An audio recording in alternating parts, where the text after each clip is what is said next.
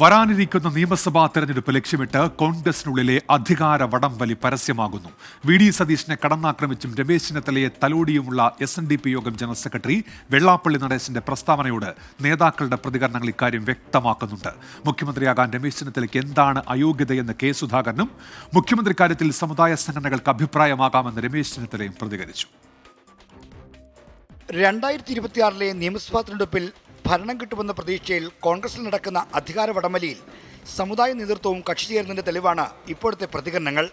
വിമർശനങ്ങൾ ഉൾക്കൊള്ളുമെന്ന സതീശന്റെ പ്രതികരണം വന്നിട്ടും വീണ്ടും പ്രതിപക്ഷ നേതാവിനെ ലക്ഷ്യം വെച്ചുള്ള വെള്ളാപ്പള്ളി നടേശന്റെ വിമർശനങ്ങൾ ഇതിന്റെ വ്യക്തമായ സൂചനയാണ്. കോൺഗ്രസ് തന്നെ നശിപ്പിക്കാനല്ലേ ഇദ്ദേഹം ശ്രമിച്ചുകൊണ്ടിരിക്കുന്നത്. താൻ സ്വയം പ്രമാണിയാകാൻ ശ്രമിക്കുമ്പോൾ സ്വയം പ്രാണിയായി മാറുകയാണ്. അഹങ്കാരത്തിന് കൈകാലം വെച്ചതാണ്. പ്രതിപക്ഷ നേതാവാകുന്നതിന് മുമ്പ് സാമുദായിക സംഘടനകൾ രാഷ്ട്രീയത്തിൽ ഇടപെടുന്നതിനെ ശക്തമായി വിമർശിച്ച നേതാവാണ് വി.ഡി. സതീശൻ. എന്നാൽ പ്രതിപക്ഷ നേതൃപദവി ആവശ്യപ്പെടുന്ന സമവായത്തിന്റെ ശൈലി സ്വീകരിച്ചിരിക്കുന്ന സതീശൻ സമുദായ നേതാക്കളുടെ വിമർശനങ്ങൾ തണുപ്പിച്ചെടുക്കാനാണ് ഇപ്പോൾ ശ്രമിക്കുന്നത്. എല്ലാ ഹൈന്ദവ സംഘടനകളെയും സംഘപരിവാർ വിഴുങ്ങാൻ ശ്രമിച്ചപ്പോൾ അതിനെ പ്രതിരോധിച്ച് നിന്ന നേതൃത്വമാണ് NSSനുള്ളത്.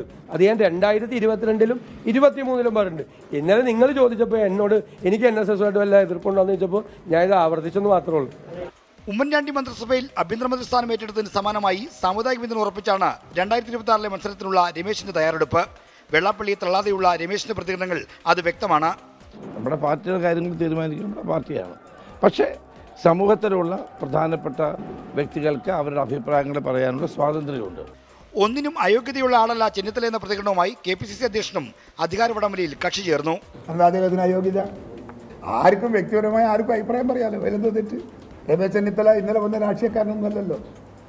KSUവിൽ നിന്ന് വന്ന് കേരളത്തിലെ കോൺഗ്രസ് നേതൃത്വം കൊടുത്ത ആളിനെയാണ് അദ്ദേഹം. അനുകൂലമായ രാഷ്ട്രീയ അന്തരീക്ഷം രൂപപ്പെടുന്നതിനായി പ്രയത്നിക്കുന്നതിന് പകരം മുഖ്യമന്ത്രി സ്ഥാനം ലക്ഷ്യം വെച്ച് പോരടിക്കുന്നത് UDFന് ഗുണം ചെയ്യില്ല.